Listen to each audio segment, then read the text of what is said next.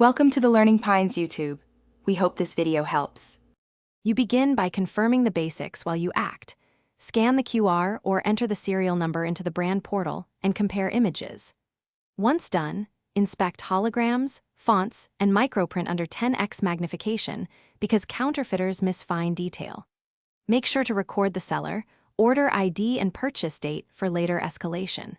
You should photograph all identifiers and packaging from multiple angles. These photos become evidence if you need a return, refund, or to contact the manufacturer directly.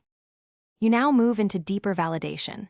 Input serials into the official verification site or app and note any mismatches. Then weigh and measure the item against the manufacturer's specifications because dimensions, weight, and color codes often reveal fakes. Once complete, run basic functionality tests that match documented performance, timing, output, or response rates to spot anomalies. If technical verification requires firmware or calibration, follow manufacturer instructions exactly. Discrepancies in software versions are red flags that require further action. You finish by initiating resolution.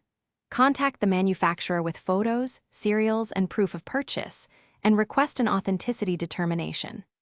Meanwhile, open a dispute through the seller platform and use buyer protection within the allowed time frame so you retain refund options.